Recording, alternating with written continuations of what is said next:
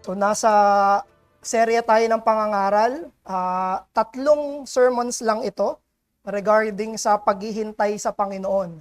So last Lord's Day, ngayon, saka next Lord's Day ng umaga, yung tatalakayin natin sa morning worship ay tungkol sa paghihintay sa Panginoon. Mula pa pagkabata, tinuruan na tayo ng mga magulang natin, saka ng mga mas nakakatanda sa atin na maghintay. Tinuruan tayo na matuto tayong maghintay at sobrang hirap maghintay kasi laban yun sa mga panloob at mga panlabas na sirkumstansya natin. Yung mga panloob natin, our passions, our desires, gusto natin ang mabilisan, instant na mga gratification at ganon din sa panlabas, marami tayong mga dapat gawin. Marami tayong obligasyon o kaya naman marami tayong gustong gawin. Kaya wala tayong panahon para maghintay. Kaya yung usapin ng paghihintay ay laban sa pagkatao natin at laban din sa mga pagkamakasalanan natin. Bakit? Kasi we want things fast. We want things instant. And this is very relevant sa generation natin at sa context natin dahil halos lahat ng nangyayari sa paligid natin ay mabilis. Mabilis yung internet. 1 second lang na mag-lag, ayaw na natin. Transportation, dapat mabilis. Pag bumiyahe ako, dapat mabilis. Ang hustisya, dapat mabilis. Dapat hindi ako maghihintay. Maging sa entertainment, yung mga entertainment ay dapat mabilis. Sa pagkain, dapat mabilis maluto, dapat mabilis i-deliver. Instant. Maging sa mga gamot, inaasahan natin dapat mabilis. Ang iniisip nating mabisang gamot ay yung mga mabilis tumalab. No, ang mga tao sa henerasyon natin, kabilang tayo dito, nandito tayo sa isang henerasyon na consumerist society. Ibig sabihin, customer tayo, business yung nag-alok sa atin, at ang tatangkilikin natin ay yung pinaka mabilis. Ayaw natin ng mabagal, ayaw natin ng slowness. At tinuturing natin sa panahon natin ngayon yung kabagalan bilang masama. Slowness is bad. Why? Because ayaw nating maghintay. No? Yung mabagal na proseso ng paghihintay ay ayaw natin. Pero alam nyo mga kapatid, maraming mabuting dinudulot sa atin yung paghihintay. Maraming mabubuting bagay yung nangyayari sa proseso, mabagal na proseso ng paghihintay.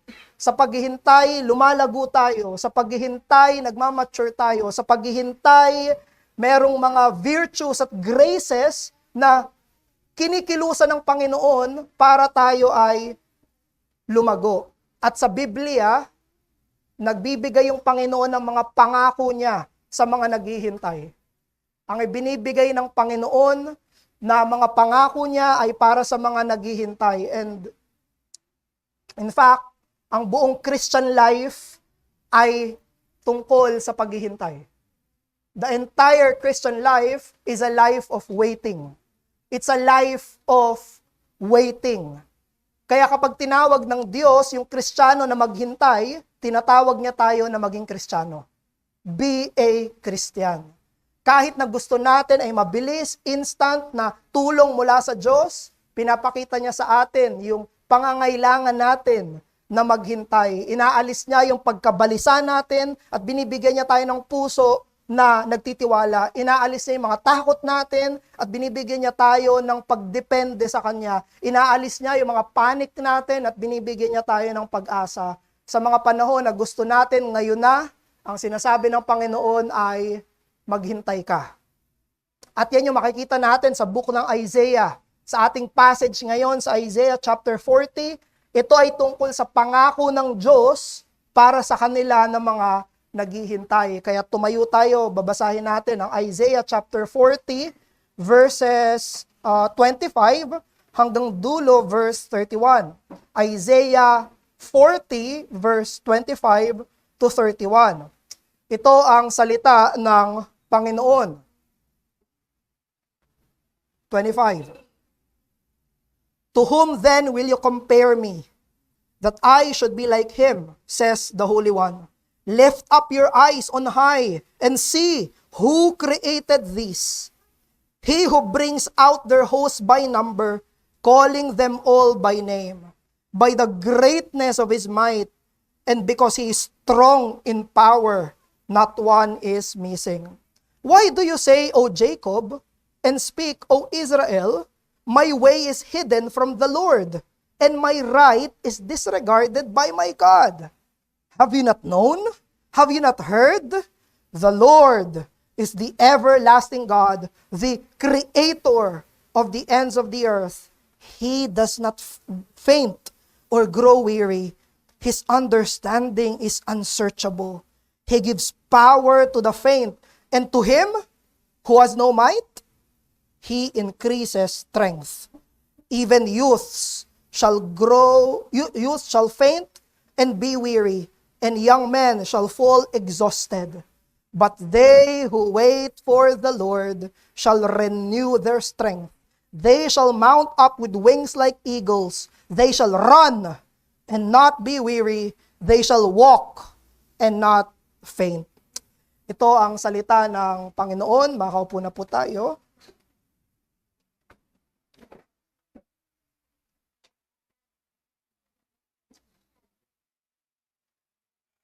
Yung book ng Isaiah, especially itong chapter 40, tungkol ito sa mga Israelita sa panahon ng Babylonian exile. So sa mga bata, isipin nyo na lang, ginera tayo ng China, tapos pag ginera tayo ng China, kinuha niya tayong lahat. Tapos dinala tayo lahat sa China.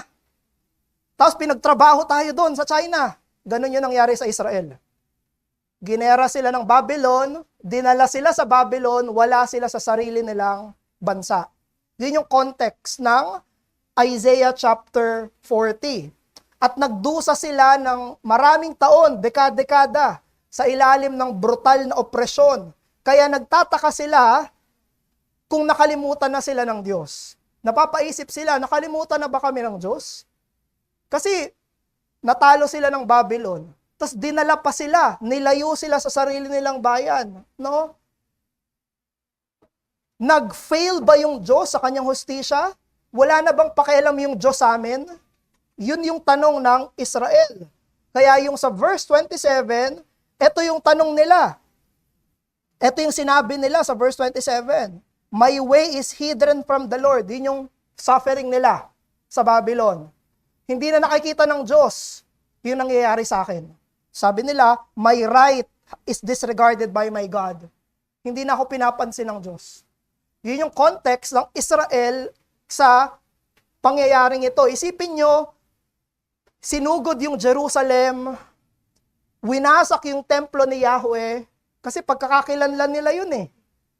Yun yung worship nila. Yun yung identity nila bilang mga tao ng Diyos. Winasak lahat. Tapos dinala sila sa ibang lugar, sa Babylon, kaya ang nararamdaman ng mga Israelita ay helpless.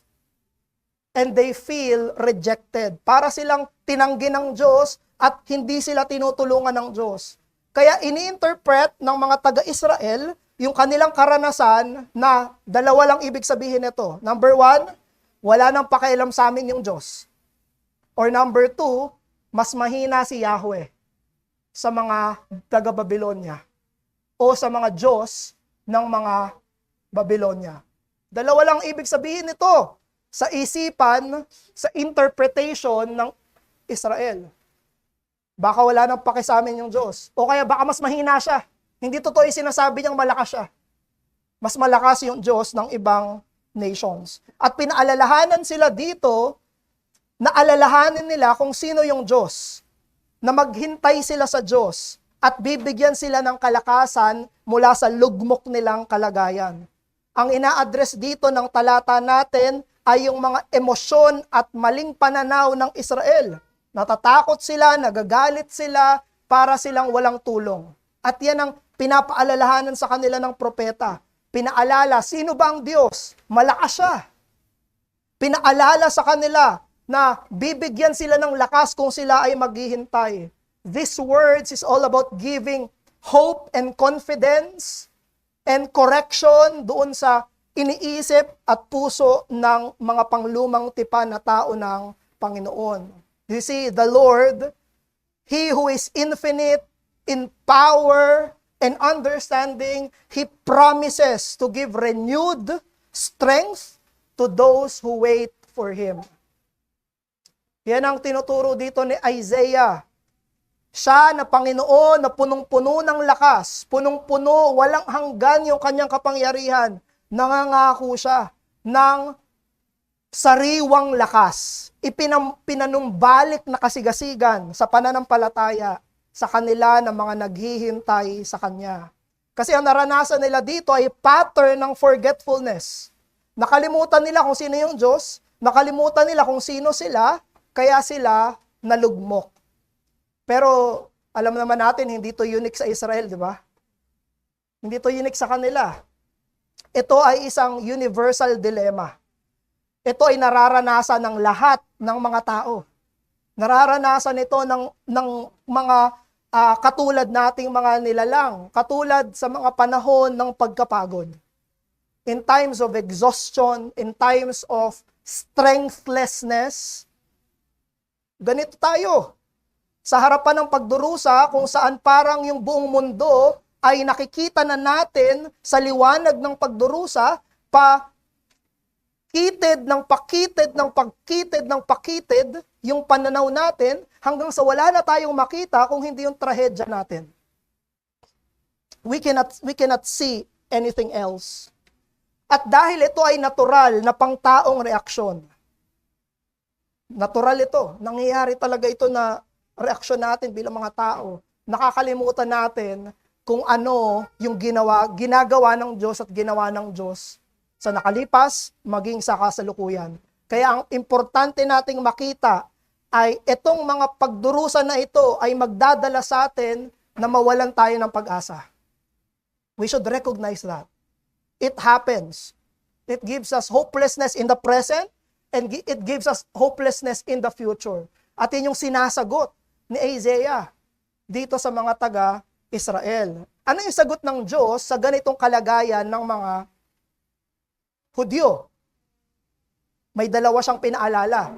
May dalawa siyang sagot. Una, dapat makilala nilang Diyos. At pangalawa, dapat malaman nila yung pangako ng Diyos. They must know who God is. Kaya dito sa text, pinakilala yung Diyos. Nakalimutan nyo na ba kung sino siya? Ganito siya. At pangalawa, may pangako yung Diyos. So, knowing God and knowing the promises of God. So, punta muna tayo sa pagkilala sa Diyos. Nung dinescribe ng mga taga-Israel yung Diyos bilang walang pake at walang lakas, He's uncaring and powerless, ang pinapakita nila ay pagkalimot. Kasi hindi ganun yung Diyos. Kalimutan nila. Ganun ba yung Diyos? Wala ba siyang lakas? Ganun ba yung Diyos? Wala siyang pake? Hindi. Nung kinlaim nila yon, nakalimutan nila yung Diyos. They have forgotten God. No?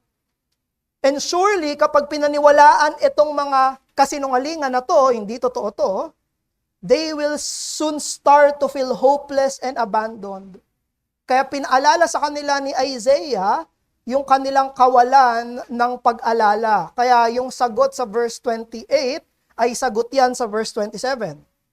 Sa verse 27, di ba? Sinabi doon, Jacob, Israel, bakit ganito yung sinasabi mo? Bakit ganito yung sinasabi mo? My ways hidden from the Lord and my right is disregarded by my God. Bakit ganyan yung sinasabi mo, Israel? Tapos yung sagot doon sa 27 and 28. Sabi dito sa 28, have you not known? Have you not heard? Dalawang rhetorical question. Hindi mo ba narinig kung sino yung Diyos? Hindi mo ba alam kung sino yung Panginoon? Dinescribe ang Panginoon para maalala nila. Dinescribe yung Panginoon para maalala nila kung sino siya, anong ginagawa niya, ano yung katangian ng Diyos. Dinescribe yung attributes ng Diyos. Verse 28, anong sinabi? He is the everlasting Lord. Everlasting God. Sinabi siya ay creator. Sinabi, He does not grow weary. Hindi siya napapagod. His understanding is unsearchable. Dinescribe kung sino ang Diyos. Dinescribe din ni Isaiah kung ano yung mga ginagawa ng Diyos. Verse 29, nagbibigay siya ng lakas sa mga pagod, faint. He who has no might, he increases in strength. Nagbibigay siya ng lakas sa mga walang lakas. Tapos sa verse 30, kinompare siya sa mga tao. Ito yung Diyos. Sinabi niya sa verse 30, maging yung mga kabataan, sila ay mapapagod din. Maging yung mga kabataan, sila ay manghihina rin. So, ang dinescribe dito ay yung mga pinakakala mo lang pagod. Na, yung mga nasa teens, young adult years, parang walang kapagod-pagod, no? Parang ang daming lakas, hindi nauubos yung enerhiya. Pero sinabi ng Panginoon, maging sila. May limitasyon sila. Meron silang hangganan. May kapasidad yung lakas nila na merong limitasyon. At sinabi ni Isaiah na ang Diyos ay ganito. Hindi mo siya pwede ikumpara. Maging sa kahit ano sa sangnilikha, sa usapin ng lakas, sa usapin na sa mga pinakamagiting na mga tao. Kaya nakalagay yan dun sa, actually, earlier pa yan mula verse 12 pa. Verse 9 pa nga kino-compare na yung Diyos sa kahit ano sa sangnilikha. To whom will you compare God? Kanino mo siya ikukumpara? At ang sagot, rhetorical question yon, wala. You cannot compare God to anything in this world. Kaya sa verse 25 at 26, kanino mo siya iko-compare? Yung lakas niya ay walang hanggan. Yung kapangyarihan niya ay walang limitasyon. Siya yung lumikha ng lahat. Pero bakit to sinabi ni Isaiah? Why? Sinabi niya to para i-comfort yung Israel. Sinabi niya to para sila na nanghihina ay mapalakas, sila na mga napapagod ay magkapag-asa. Yun yung reason kung bakit pinaalala yung Diyos. Kung bakit tinama yung kanilang maling pag-alala sa Diyos. Para bigyan sila ng comfort. Tignan niyo yung verse 1 ng Isaiah 40. Sabi sa Isaiah 40, ito yung buong context Sabi sa Isaiah 40 verse 1, comfort my people, says your God. Speak tenderly to Jerusalem and cry to her in her warfare, that her warfare is ended, that her iniquity is pardoned, that she has received from the Lord's hand double for all her sins. Ang pinaka-purpose ng lahat ng to, bakit sinasabi to ni Isaiah sa kanila, sa mga downtrodden na mga taga-Israel, ay para sila ay mabigyang lakas. Sila ay mabigyan ng pag-asa. Na kahit yung mga pinakamalalakas na tao, mapapagod din yan, manghihina rin yan, pero pinaalala ni Isaiah bilang propeta ng Diyos, ang Diyos hindi. Ang Diyos hindi. Lahat mapapagod na, ang Diyos hindi. Ang lahat manghina na, ang Diyos hindi. Ang lahat ay maupos, ang Diyos hindi. At dun sila dapat kumanlong. Dun sila dapat umasa. Dun sila dapat kumuha ng kanilang mga lakas. While the strongest grow weary and faint, God never grows tired and infinite in strength. Kaya totoo yung isang kasabihan, that the best of men are men at best. Maging ang pinaka-magiting na mga tao ay tao pa rin. Even, let's extend that to the people of God, even the best of Christians are men at best. Maging ang pinaka-magiting na mga mananampalataya ay tao pa rin. Pero ito yung contrast ni Isaiah. Pero ang Diyos ay hindi. God is not. Doon tayo kukuha ng pag-asa, doon tayo kukuha ng lakas. Kasi hindi natin katulad yung Diyos. Kasi Diyos siya. Hindi siya tao. Siya ay unique. Walang katulad niya sa usapin ng lakas at kapangyarihan. Pag iniisip natin yung kapangyarihan ng Diyos, Kulang lahat ng mga pag-iisip natin. Sinabi ni Mark Jones, kasi ito yung pinaka-vivid na basa ko sa lakas ng Panginoon. Sabi ni Mark Jones, walang mas mahirap sa Diyos sa kung likhain niya man yung buong mundo o bumuhat siya ng maliit na bato. If you compare those two things, walang mas mahirap doon para sa Diyos. One thing is not harder than the other. Do you know why? Omnipotent siya. Walang hanggan yung lakas niya. Walang mahirap sa Kanya. Sa atin meron. Bakit? Limited tayo eh. May mga mas madadali, may mas mahirap, magaan, mas mabigat. Sa Diyos, wala. Dahil Diyos siya. Walang hanggan yung pagka-omnipotente niya. At kapag ang Diyos ay nagbibigay ng lakas, hindi siya nawawala ng lakas. Hindi siya nauubusan. Kasi yung lakas ng Diyos ay hindi nakaasa sa iba. Siya mismo yung kapuspusan at bukal ng lahat ng walang hanggan na lakas. Tayo, kailangan natin kumuha ng lakas, tapos gagastusin yung lakas. We are dependent creatures. Hindi natin pwede alisin yon. Totoo yon. Kailangan mo matulog para lumakas, kumain para lumakas, magpahinga para lumakas, sustansya para lumakas. Tapos gagastusin mo yung lakas na yon. Mawawalan ka ng lakas.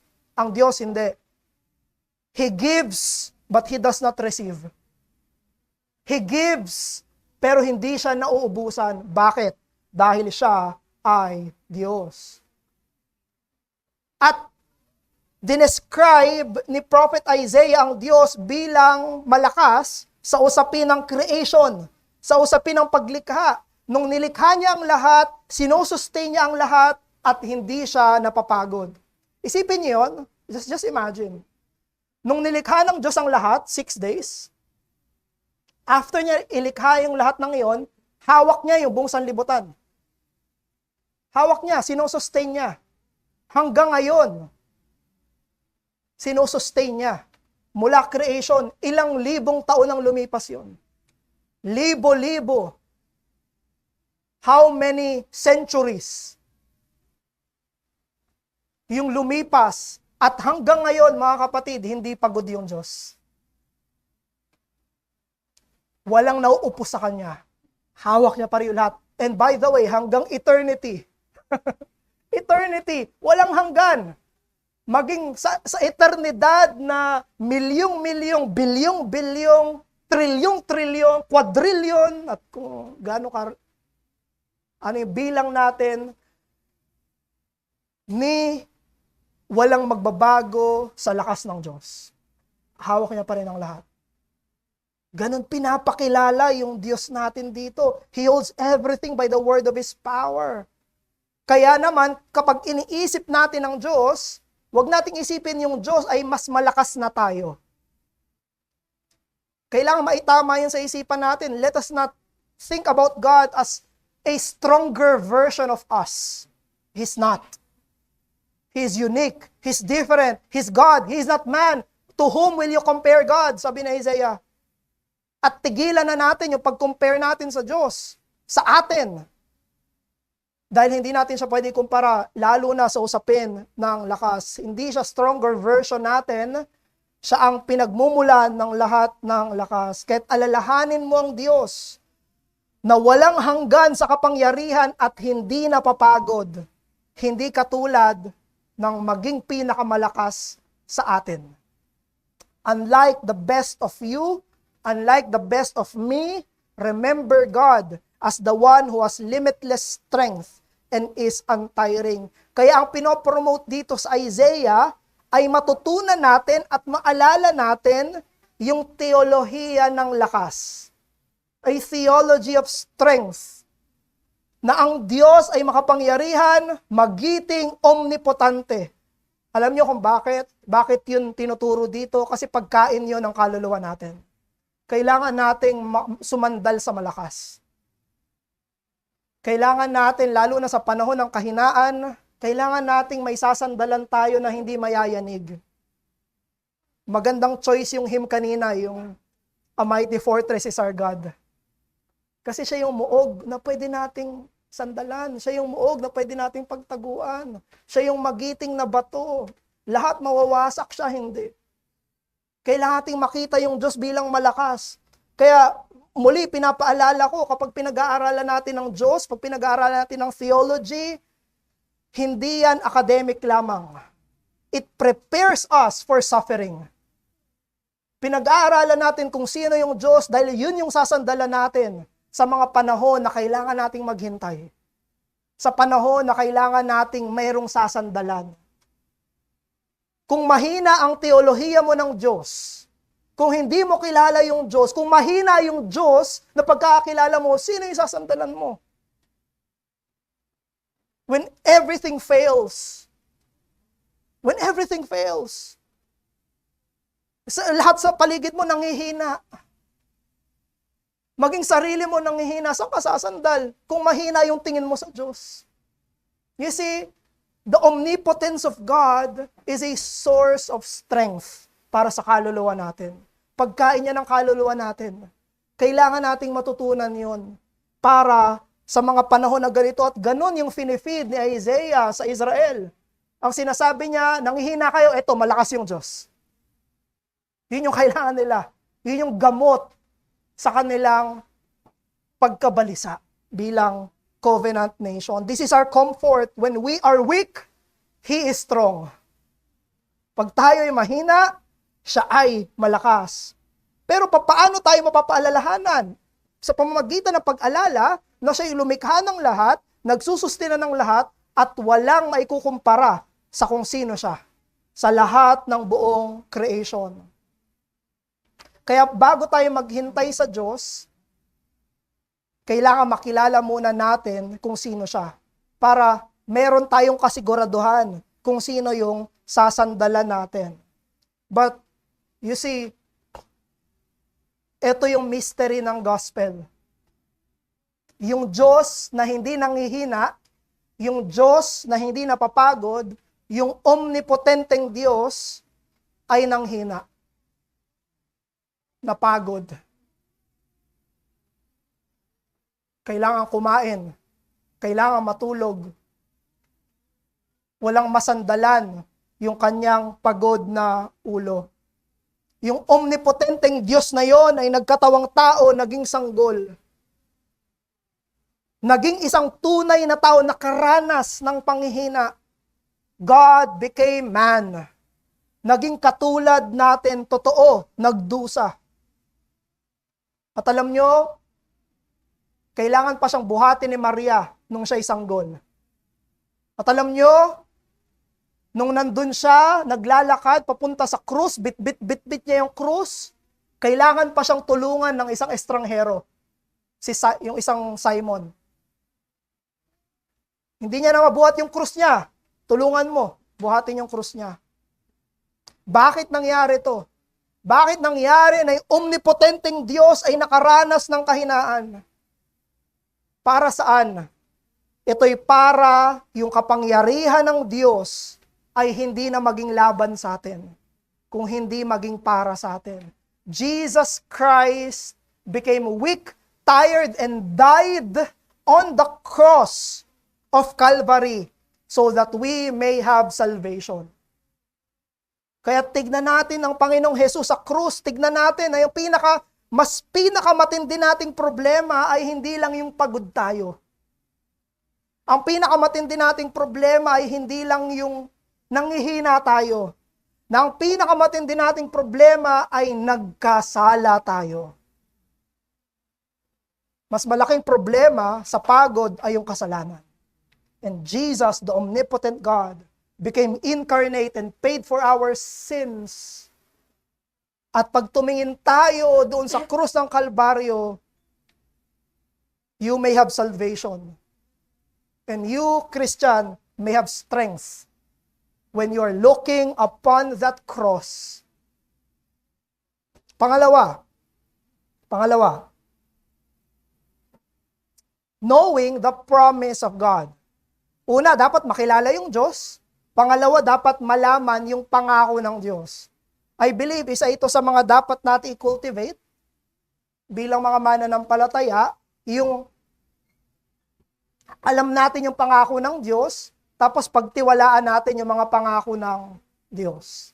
So dito, sinabi sa verse 31, last verse, sinabi doon, di ba? But they who wait for the Lord shall renew their strength. They shall mount up with wings like eagles. They shall run and not be weary. They shall walk and not faint. Promise to ng Panginoon. Pangako yan ng Panginoon. At yan ay naka-frame sa pag-alala sa kung sino yung Panginoon. Ibig sabihin, yung maalala at marinig kung sino yung Diyos, yun ang gamot sa ating kawalan ng mga lakas. At habang naghihintay tayo, yun yung panawagan sa atin. Pag in-interpret mo, paano maghintay sa Diyos? Pag-alala sa Diyos. Yun yung nakalagay sa text eh. Anong itsura nung naghihintay sa Diyos? Yung itsura na naghihintay sa Diyos ay inaalala kung sino siya, handang makinig sa mga pagtuturo kung sino siya, pag-alala sa kung ano yung mga ginawa ng Panginoon. At ano yung promise? Tatlo yung promise na lines. Magiging para silang mga agila, tatakbo sila, tapos hindi sila may himatay, maglalakad sila at hindi sila mapapagod. Tatlong promises. Kanino yon? Sa mga naghihintay sa Panginoon. Pag naghintay ka sa Panginoon, you shall mount up with wings like eagles. They shall run and not be weary. They shall walk and not faint. So, syempre, iba-ibang illustration lang yan ng iisang pangako. Iisang pangako, lalakas ka pag naghintay ka. Bibigyan ka ng lakas kung naghihintay ka sa Diyos. So, just a little description, what's up with the eagles? Ano ibig sabihin ng mga agila dito? Kasi sa panahon nila, meron silang paniniwala tungkol sa mga agila, na yung mga agila, kahit sobrang tanda na ng mga agila, malakas pa rin sila. Pwede silang mag-molt. Yung molting, yung naglalagas yung balahibo, tas tutubo yung bagong balahibo. At kapag tinubuan sila ng bagong balahibo, para ulit silang bata. So kahit yung mga matatandang agila, parang yung vigor nila, para silang young eagles. So kaya yung description dito ni Isaiah, alam yun ng mga sinusulatan. Pag sinabing they shall mount up with wings like eagles, alam nila yung ibig sabihin. Para kaming bago na mananampalataya. Para kaming nandun kami sa peak ng aming faith. Ganun yung ibig sabihin nun. No? So, figurative representation to ng renewal sa pamamagitan ng biyaya ng Panginoon. So, yung dalawang descriptions, madali na maintindihan di ba? Tumatakbo, hindi ka mahihimatay. Maglalakad ka, hindi ka mapapagod. Ibig sabihin, nandun ka sa tugatog ng lakas mo bilang isang nananampalataya sa Diyos. So yung promise of renewed strength, they belong to those who wait upon God in faith. Sila na naghihintay sa kanila itong pangakong to. Sila yung bibigyan. Merong mga bibigyan at yung mga bibigyan ay sila ng mga naghihintay. So encouragement ito na maghintay. Hintayin niyo yung Diyos. Sa ating pagkapagod, paano tayo lalakas? Hindi sinabi ni Isaiah, kahit na magaganda lahat ng to, magpahinga ka lang. Mag-exercise ka, mag-diet ka, at kung ano pa man. Bakit? Kasi maganda man yung lahat ng iyon, pero hindi nito kayang bigyan. Hindi nito kayang ibigay yung lakas na kailangan ng mga discouraged. When we are discouraged, when we are hopeless, when we are in despair, when we are exhausted in the faith, kahit gawin mo lahat ng mga yan, hindi yan yung problema. Therefore, hindi yan yung solusyon. No, they can help, pero anong sagot sa discouragement? Ang sinabi ng propeta Isaiah, ang sagot ay ang Diyos mismo. God Himself. The answer is God Himself. Wala siyang ibang binibigay kundi sarili niya.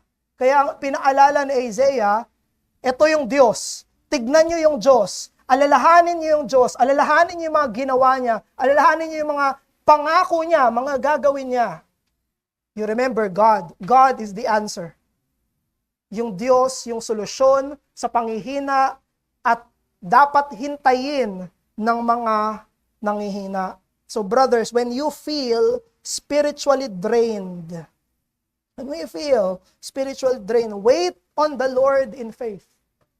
Hintayin mo yung Panginoon ng may pananampalataya na merong pagtitiwala na ipapanumbalik niya yung iyong lakas. Grab hold of that promise. Pangako niya to, maghihintay ako hanggang tuparin niya to. Tutuparin niya to. Siya yung nagsabi. Isipin nyo na lang yung isang summertime kasi sa atin ngayon. Isipin nyo na lang nung panahon ng tagbagyo. Sobrang lakas ng bagyo. Tumataas yung mga tubig. May mga binabahang mga bahay. May napanood ako sa isang balita, may isang tatay, hawak niya yung kanyang toddler. Nandun siya sa isang gilid, naghihintay siya ng rescuer. Kasi hindi siya makatawid. Hawak-hawak niya yung toddler. Anong ginagawa ng lalaking yon? Naghihintay siya. Anong nasa isip niya habang naghihintay siya? Anong tingin niyo? Sana may dumating na tulong. Yun nasa isip niya. Sana dumating na yung tulong. Sana dumating na yung tulong. Yun yung itsura ng paghihintay. Umaasa. Waiting means trusting and hoping. Actually, yung word na wait dito, you can translate it as hope. Those who hope in the Lord. Yun yung pinapagawa sa atin, mga kapatid. Para sa kanila, yung pangako ng Diyos. Sa kanila na umaasa. Yung paghihintay ay pag-asa. Hindi ito ibibigay sa kanila na nagtatrabaho. Hindi sinabi, those who work for the Lord shall renew their strength. Ang sinabi, those who wait upon the Lord. Hintayin mo, umasa ka ng umasa ng umasa. Biyaya niya lang, kaya niyo ito gagawin. Pinangako niya to sa biyaya, kaya niya gagawin. Hindi to sukle sa anumang gagawin mo. Hindi to bayad sa kung anumang pinagtrabahuhan mo. Ito'y biyaya sa kanila na mga umaasa sa pagliligtas, pagbibigay pag-asa. This is not about doing our part, tapos God will do the rest of His part. No. It's all about God. Tayo yung mahina, siya yung malakas, siya yung nagbibigay lakas. Yun yung point ng Isaiah. We are strengthless. Yung pinakamalakas, mahina. Siya ay walang katulad sa lakas. Puro biyaya, biyaya, biyaya, pagpapala, pagpapala. Sa kanya galing yung lahat. Kaya mga kapatid, umasa ka sa Diyos na malakas. Umasa ka sa Diyos ng dakila. Sa James, sa book of James, sa James chapter 1, sinabi doon na sa inyo na walang karunungan, humingi kayo sa Diyos na malayang nagbibigay ng karunungan. Now, ganun din dito sa Isaiah. Yung Diyos na malayang magbigay ng karunungan ay malaya ring magbigay ng lakas. Hindi siya madamot. Hindi pinagdadamot ng Diyos yung lakas niya. He will generously give. He will generously give strength to those who wait for Him. Kaya't umasa ka, kumapit ka, manampalataya ka, na ibabalik sa iyo ng Diyos yung apoy ng pananampalataya, yung passion mo, katulad nung tugatog ng pananampalataya mo. Umasa ka na ibabalik iyon ng Diyos at higit pa. But what do you need to do? Remember Him. Meditate on Him. Know Him. And hope fully trusting in Him. Anong itsura nun? Anong itsura ng paghihintay na yon? Hindi makinig ka sa mga pagtuturo tungkol sa Diyos. Hindi ibig sabihin, pag-isipan mo yung mga kalawalatian niya, alalahanin mo yung nakalimutan mo tungkol sa Kanya, na alalahanin mo na higit pa siya sa alam mo. Manalangin tayo. Ama namin, maraming salamat po sa Isaiah 40. At maraming salamat po dahil sa mga panahon na ito, kami po ay nanghihina. Maraming salamat dahil ang mga purposes mo ay para bigyan kami ng pag-asa, bigyan kami ng lakas. O Diyos, patawarin mo po kami kung iniisip namin ay mas malakas ka lang sa amin. Patawarin niyo po kami kung meron kaming mga false ideas about you. At bumabalik yun sa amin sa panahon ng paghihina namin. Turuan mo po kami lalo. Turuan mo po kami ng mas malalim para umasa kami sa iyo ng mas malalim. O Diyos. Ipakilala mo po yung sarili mo bilang mas malakas pa sa pinakamalakas na kaya naming isipin. Teach us how to apply your omnipotence. Truth of your omnipotence. Maraming salamat po, Diyos. We confess that when we are weak, you are strong. And we hope in you. In the name of our strong Savior, Jesus Christ. Amen.